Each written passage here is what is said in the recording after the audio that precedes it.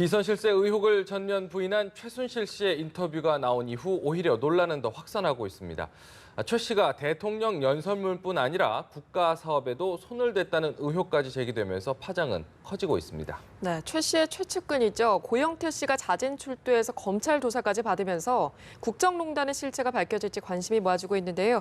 오늘 김우석 미래전략개발연구소 부소장 김광삼 변호사 자세히 알아보겠습니다. 안녕하세요. 안녕하십니까. 안녕하세요. 어서 오십시오.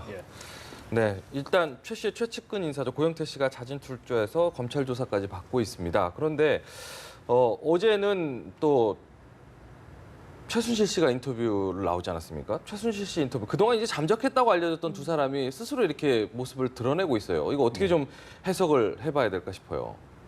예, 고영태 씨는 뭐 아주 미스테리한 인물이에요. 네. 치적 막장 드라마에서 나올 수 있는 그런 정도로 굉장히 전형적인 캐릭터인데 네.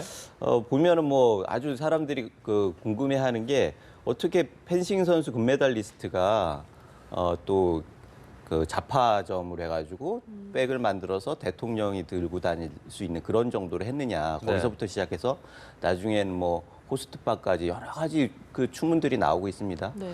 그런 걸 보면은 고영태 씨 개인에 대해서는 사실은 뭐 신뢰하기는 쉽지는 않은 것 같아요. 그런 면에서 수사가 고영태 씨가 일부에서는 고영태 씨 자신이 최순실 씨하고 완전히 갈라섰기 때문에 네. 그 말 자체는 믿을 수 있다 이런 얘기도 있고 또 일각에서는 꼬리를 자르는 게 아니냐 이런 얘기들을 하는데 그런 거보다는 팩트에 근거한 아주 치밀하고 과학적인 수사가 좀 전제돼야 할 것 같고요. 네. 고영태 씨를 지나치게 의지하는 수사가 되거나 이렇게 해서는 안 된다라는 생각이 드네요. 네, 네. 네.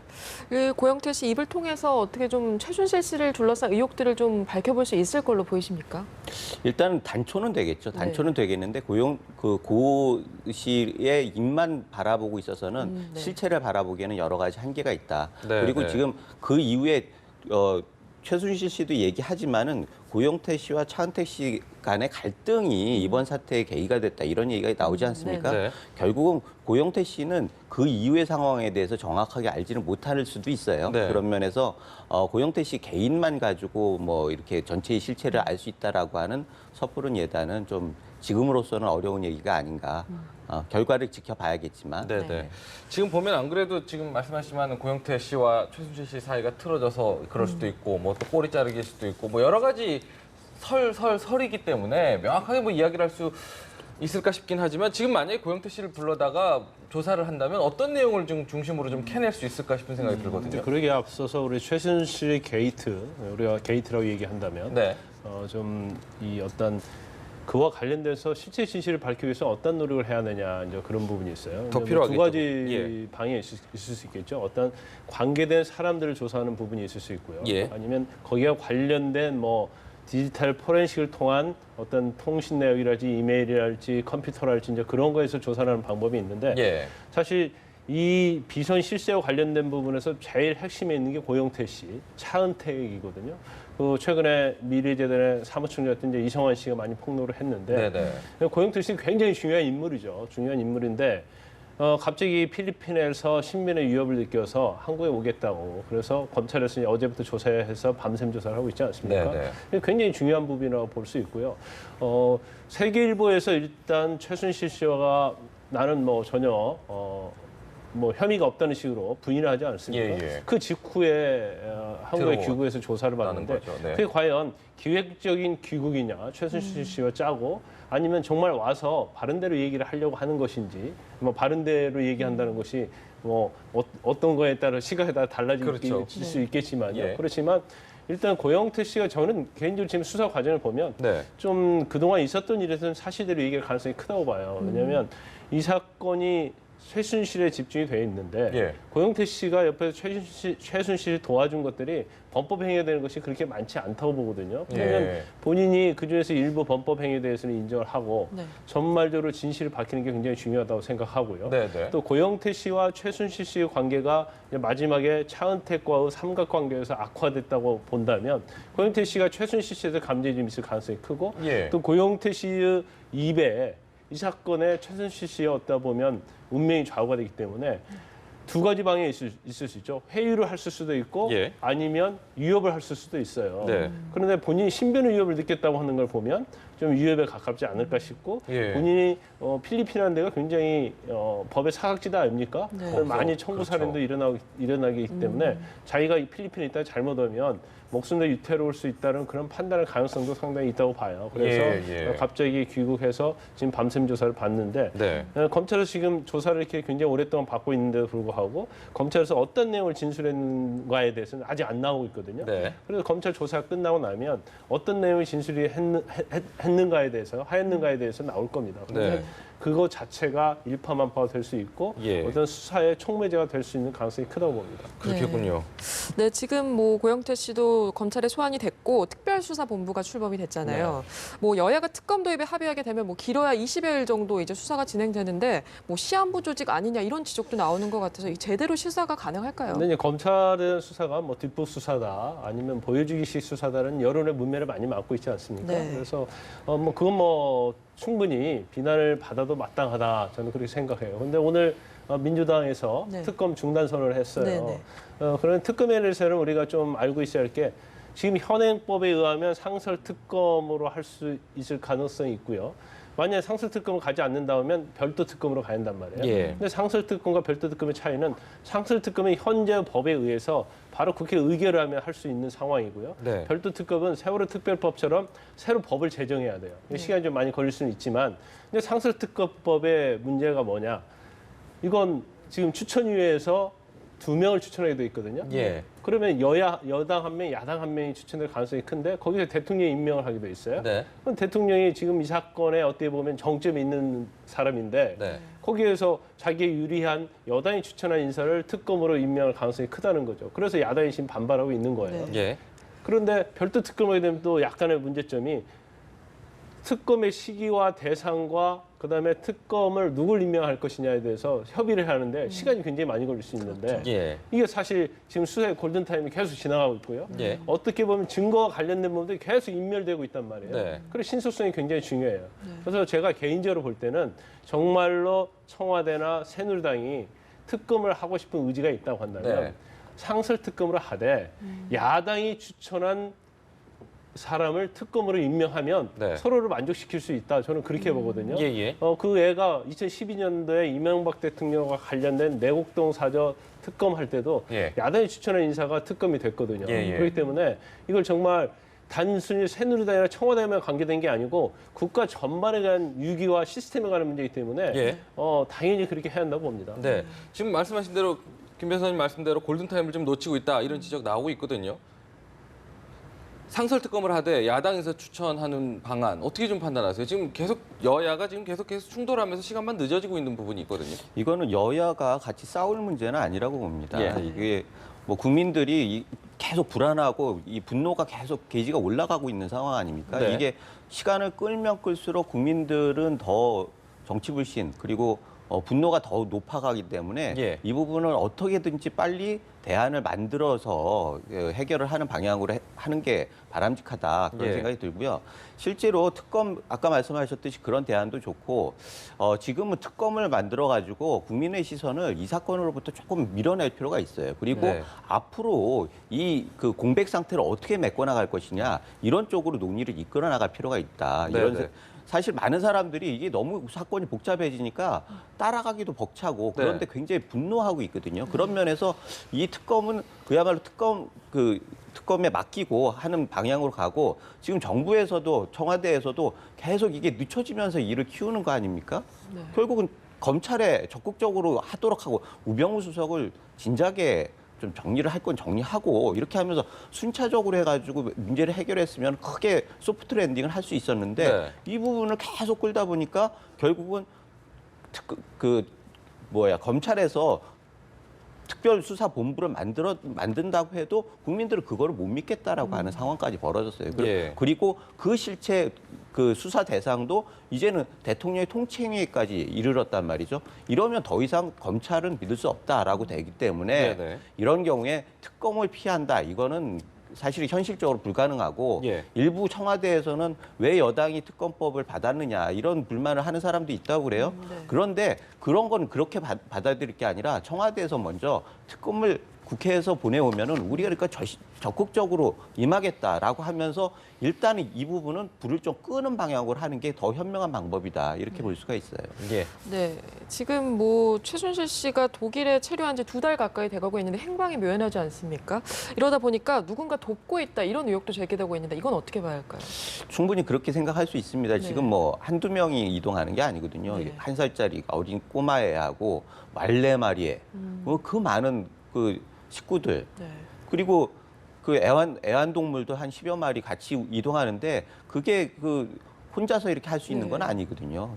국내도 아니고 외국에서. 네. 그런 면에서 이거는 뭐 그런 얘기가 있을 법하다. 네. 그런데 그게 실체적으로 드러난 건 아니고 네네. 다 문제는 최순실 씨가 지금 잘 판단을 해야 해요. 저게 계속 도피만 할 수 있는 상황도 아니고 예. 결국은 대통령이 저걸 감당해낼 수가 있는 상황이 아니거든요. 네. 그러면은 빨리 들어와 가지고 조사를 받고 이 정부 내에 형을 받든지 해가지고 뭔가 해결을 하고 넘어가야지. 다음 정부로 넘어가면은 본인도 형이 이게 안 돼요. 네네. 그런 면에서 네. 그렇기도 하고 대통령이 힘을 덜어드려야 한다라는 게 기본적인 자기가 신의를 얘기를 했는데 마지막 신의를 지키는 건 들어와서 정정당당하게 재판에 임하고 수사에 임하고 그렇게 하면서 그리고 꼭 필요하다고 하면 변호사의 도움을 받아서 묵비권 행사하든지 뭐를 하든지 그렇게 해서 이 문제를 해결해 나갈 생각을 해야지. 아니 그 묵비권 행사하는 것도 일종의 그 대응 정당한 권리 아닙니까? 그러면 예전에 차지철 같은 사람들은 그래서 그나마 칭송을 받았던 건데 이 상황에서 뭐 제2의 차지철이라고 하는 그런 사람이 뭐 계속 피하고만 다닌다고 해가지고 뭐 이게 뭐 해결될 사항은 아니다. 예, 해결될 사항은 네네. 아닌 거죠. 지금 보면은 최순실 씨가 세계일보 인터뷰에서 안 그래도 그랬습니다. 지금 박 대통령을 뭐 이렇게 돕는 취지에서 했을 뿐이지 뭐 자기는 뭐 국가 기밀에 해당한지도 몰랐고 뭐 법률에 위반된지도 몰랐다 이렇게 얘기를 했거든요. 진정으로 위한다면 사실 뭐 말씀하신 대로 빨리 들어와서 이렇게 조사를 받는 것이 사태 해결에 좀 도움이 되지 않을까 이런 생각도 들긴 하는데 사실상 현재로서는 분위기가 좀 어려워 보이지 않습니까? 이런 상황에서 강제 소환 절차 어떻게 좀 진행이 될까 싶은 생각도 들고요. 제가 볼 때는 일단 최순실 씨는 들어오지 않을 겁니다. 들어오지 않은 상태에서 외부에서 국내에 있는 권력과 모종의 모의를 할 가능성도 있다고 보고요. 예. 그다음에 조력을 받고 그렇죠. 있다는 의심을- 자기의 쓰여진 혐의에 대해서 예. 여기를 어떻게 하면 뒤집을 것인가에 대해서는 굉장한 연구를 많이 할 거예요. 네. 그리고 최순실 씨가 사실 독일에 간 것은요. 이건 네. 우연의 일치는 아니고요. 본인이 그 전에 뭐 독일에서 사실인지 어쩐지 모르겠어요. 그렇죠. 지금 어디 뭐 대학교 뭐 영문과를 나왔다고 하는데 그것도 뭐 지인들의 얘기하면 청강생에 청강이라는 불과했다고 얘기도 했기 때문에 있고요. 학위가 없는 거 아니겠어요? 예. 그런데 아마 80년도에 본인이 독일 가서 학위를 하러 갔었다. 그래서 독일과 좀 인연이 좀 많은 걸 보이고요. 그렇게 네. 주장을 하니까. 네. 그다음에 91년도인가도 아마 독일에 무역회사를 설립을 해가지고 예. 무역을 한 사실이 있어요. 그래서 독일에 대해서는 최순실이 굉장히 잘 알고 있고 네. 또 거기에 관련돼서 아마 뭐 종교의 뭐 재단과도 굉장히 밀접한 관련이 있다. 그래서 그러니까요. 도움을 많이 받고 있다. 이제 이런 의혹들도 네. 상당히 진행이 되고 있죠. 네. 그런데 사실 우리나라와 유럽과는 범죄 인도 조약이 체결돼 있습니다. 네네. 그래서 범죄 인도 요청을 하는 데는 별 문제가 없죠. 네. 하지만 일단 체포하는 데 좀 문제가 있고요. 체포가 된다 하더라도 우리가 뭐 언론에서 나오는 것처럼 유병헌 씨의 장녀 유섬나 씨가 파리에서 2013년 5월에 자택에서 잡혔음에도 불구하고 지금 아직까지 송환되지 않고 있잖아요. 그렇죠. 계속 항소하고 재판에서 억울함을 호소하고 그러면 유럽 인권 재판소에서 그 재판할 수밖에 없어요. 그냥 그 나라 재판 절차에서 또 갈 수밖에 없어요. 네. 그냥 바로 송환되는 건 아니거든요. 예. 그렇기 때문에 현실적으로 강제 소환에 하는 데 있어서도 이 사건이 거의 다 마무리된다면 강제 소환이 될 가능성이 크다는 거죠. 예, 그렇다면 최순실이 계산하고 있는 것은 결국은 특검이 됐건 뭐가 됐건 시간이 끌면서 한국에 버티면 된다. 들어오지 않으면서 버티면 결과적으로 이것은 마무리가 될 것이 아니냐 이제 그런 계산을 할 가능성이 크다고 봐요. 예, 그렇다고 하면 우리 한국에서는 어떻게 하냐? 최순실씨가 들어오기만을 바라는 수사 그런 특검이 돼서는 안 된다는 거죠. 예, 예. 가장 먼저 해야 할 것은 어떻게 고영태 씨랄지 이성환 씨랄지 차은택 씨와 관련된 부분에 있어서 사람들의 진술, 관련된 사람들의 진술을 다 받아야 하고 지금 예. 미르재단이랄지 K스포츠 재단에 관계했던 사람들이 계속 그때 있었던 최순실 씨와 관련된 모든 것을 얘기하고 있잖아요. 네. 이걸 빨리 검찰에서는 즉각 소환해서 이걸 증거로 확보를 하고 있어야 하고요. 또 여러 가지 청와대와 관련된 부분이랄지 문건이랄지 그런 것을 바로 입수를 해야 하고 예. 또 통화 내역이랄지 이메일 관련 것들도 다 디지털 포렌식을 통해서 전부 다 입수를 해서 네네. 어떻게든 나중에 최순실 씨가 들어왔을 때 처벌을 하고 또 최순실 씨와 관련된 국정을 농단했다랄지 국정과 관련된 부분에서 범죄 혐의가 있는 관계자들은 청와대 내에 있든 밖에 있든 다 처벌을 해야 한다는 거죠. 네. 그게 순서적으로 빨리빨리 이루어져야 하는데 그것이 지금 굉장히 시간이 지나면서 골든타임을 좀 놓치고 있는 것에 대해서는 좀 안타깝다는 제가 마음이 드는 생각이 거죠. 들어요. 예. 네. 지금 여러 인물들이 거론되고 있는데 이런 와중에 조카 장시호, 최순실의 조카 장시호가 또 다른 핵심 실세다. 이런 의혹이 나오는데 어떤 사람인가요? 그 장유진이라고 하는 사람이 장시호로 이름을 개명했다고 그래요. 네. 29도로 왜 이렇게 개명을 많이 하는지. 그러니까요. 우리들은 한 이름 가지고 몇십 년을 쓰고 있는데 네. 그것도 좀 그렇고 사실 이 회사도 굉장히 많이 만들지 않았습니까? 네. 그리고 식구들도 여러 사람들이 관련이 돼 있고 인물들과 식구들 이런 구조들이 굉장히 복잡해지는 건 뭔가 구린데가 있는 그런 상황인 거죠. 예. 그런 면에서 이게 특별한 상황이라 그러고 우리가 주시해서 다시 얘기할 필요는 없을 것 같고 문제는 이런 국가의 돈을 빼돌려 가지고 사적으로 활용을 해야 한다라고 하는 게 우리 현재 사회에서 너무나 팽배해 있다는 거예요. 국가가 정말 자선 사업을 하는 데도 아니고 일반 기업도 아닌 이 국가의 돈을 사적으로 유용한다 이런 것들이 지금 전국에 팽배하고 있는데 그거를 집권의 정점에 있는 사람들이 모범을 보이면서 네. 나쁜 선례를 보이면서 사람들을 그렇게 오염시키고 있다. 예. 그런 면에서 이 부분에 대해서는 우리가 아주 일벌백계를 하든지 예. 어떻게 방법을 세워가지고 또 다시 반복되지 않도록 사회의 기강을 잡는다는 또는 윤리를 다시 한번 점검해 본다는 차원에서 철저하게 이번에는 좀 할 필요가 있을 것 같습니다. 그러니까 이게 철저히 하려고 하는데 자꾸 시간이 지연되면서 이렇게 증거인멸 시도할 가능성도 이야기 나오고 있고 너무너무 지체되다 보니까 의혹은 계속해서 지라시 형태로 계속해서 번져나가고 있고 이게 안 미치는 영역이 없거든요. 빠른 조치와 판단이 좀 필요할 것 같은데 이걸 어디서부터 수습을 해야 될까 싶어요. 정치권에서 계속 공방만 주고 있고요. 일단 특검으로는 가겠죠. 특검으로 가는데 이제 특검에 있어서가 이제 여야는 어차피 앞으로 계속 논쟁할 수밖에 없어요. 예. 첫 번째 문제되는 것이 과연 특검의 검사를 어떻게 임명할 것인가. 네. 저는 아까 제가 그분을 말씀드렸죠. 이제 네. 그분을 말씀드리지 않겠습니다. 네. 그다음에 그 검사 관련해서 임명에 관해서 가장 논쟁이 제일 클 거고요. 그다음에 두 번째는 그 대상입니다. 네. 현재 대상 자체가 대부분이 청와대에 관계돼 있어요. 네. 청와대 우리가 말하는 문고리 3인방이라는 사람들이 관계가 돼 있고 안종범 정책수석이랄지 예. 이게 전체적으로 굉장히 관련이 돼 있기 때문에 그럼 대상을 어느 범위로 할 것이냐 거기에 대해서 또 여당과 야당이 굉장히 충돌을 할 겁니다. 네. 그다음 세 번째가 이제 시기에 관한 문제예요.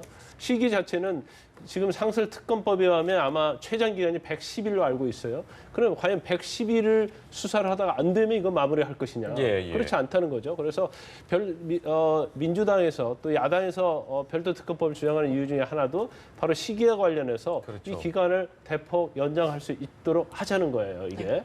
그래서 결과적으로는 그럼 이렇게 급박한 시간에 할 수 있는 것은 결국 특검을 빨리 만드는 거예요. 지금 예. 검찰에서 수사를 하고 있습니다만 검찰 입장도 굉장히 애매모호할 수 있어요. 그렇겠죠. 왜냐하면 특검이 이미 하고 있는데 만약 검찰에서 정말 수사를 청와대를 비롯해서 많은 수사를 해놨는데 결과적으로 그건 나중에 특검에 넘겨줘야 한단 말이에요.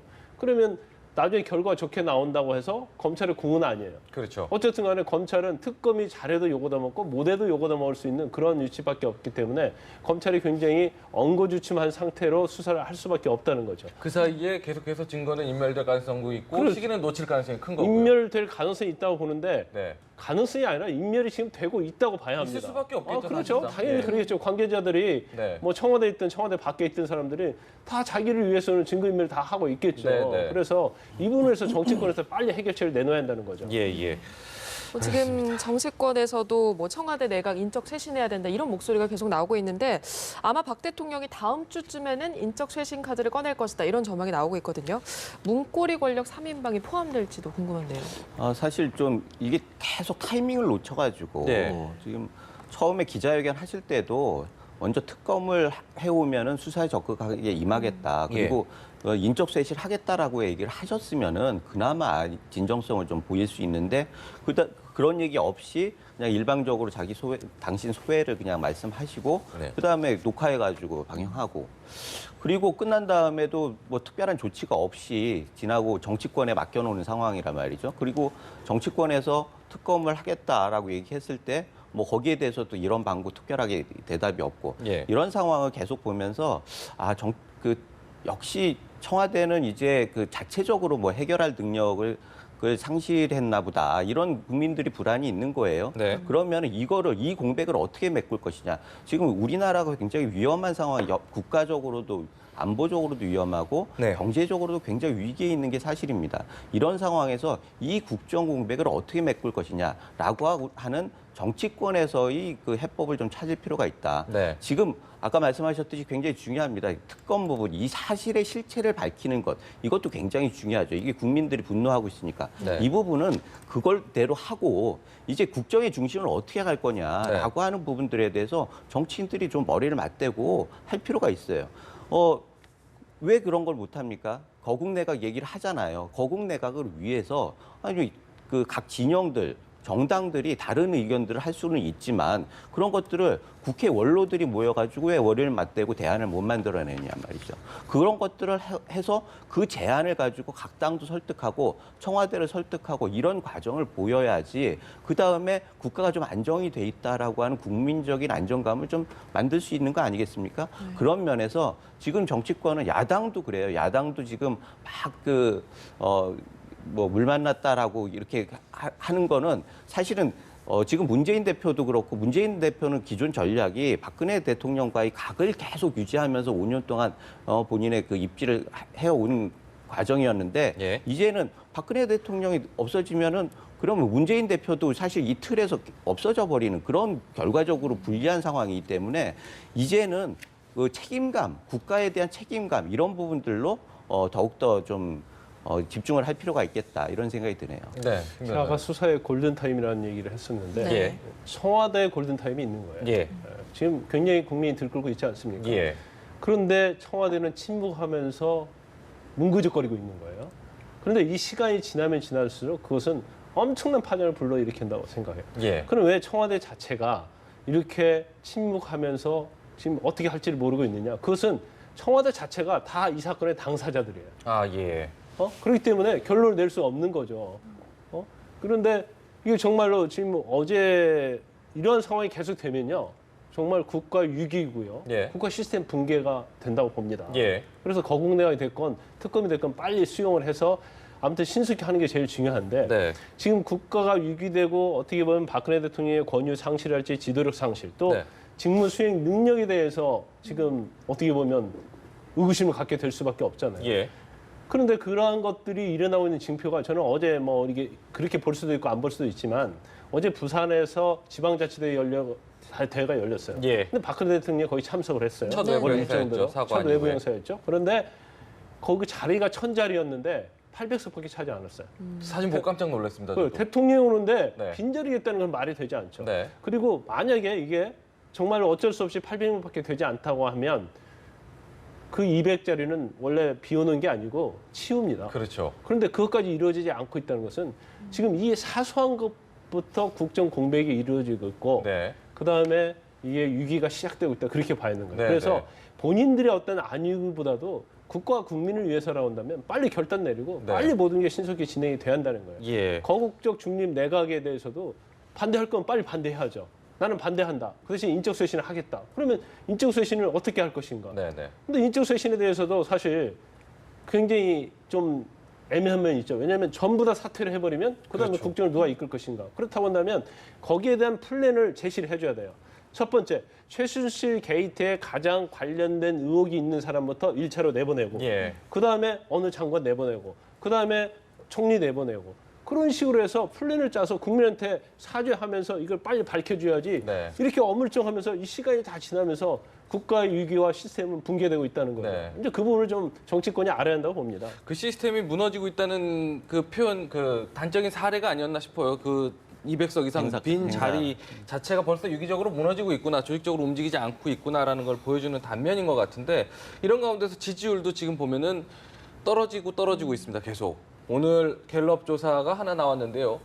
14%까지 떨어진 게 있었습니다. 뭐 이건 어제까지 나온 거죠. 이제 평균 17%군요. 평균 17%인데 오늘 어제 하루 지지율은 14%까지 떨어졌다고 합니다. 대국민 사과 이후에요. 네네. 지금 이대로 이제 그 임기 1년이 지금 넘게 남았지 않습니까? 이 상황을 어떻게 갈까 싶은 생각이 드는 게, 지금도 보면은 시민단체, 뭐 대학가 중심으로 시국선언 번지고 있고요. 성남 민심들이 계속 들끓고 있거든요. 어떻게 지금 수습을 해 나가야 될까? 끝으로 좀 설명을 좀 해주시죠. 일단은 청와대가 지금과 같이 전혀 다른 마음가짐으로 이 사안을 좀 접근을 해야 해요. 예. 기본적으로 그 청와대 참모들 중에서 안 나가겠다고 하는 분들이 있는 거 아닙니까? 네. 그런 분들은 백지수표 사표를 다 내고 선택할 수 있게 하면 되는 거예요. 전원이 다 사표를 내고 대통령께서 필요한 사람만 앉혀놓고 나머지는 정리할 수 있도록 대통령한테 좀 권한을 줘야 하는 상황이죠. 네. 그런 면에서 지금 참모들이 너무나 그 무책임하고 불성실한다. 그 책임은 결국 대통령이 지는 건데, 대통령은 비선 조직들 때문에 공조직에 대해서 무력화시킨 게 문제예요. 네. 그래서 이 부분에 대해서는 대통령께서도 뭐 정확하게 인사를 통해서 뭐 얘기를 하고, 최순실이 관여했던 메시지와 인사라고 하는 둘을 본인이 오로지 행사를 해가지고 국민들을 좀 안정시킬 필요가 있고,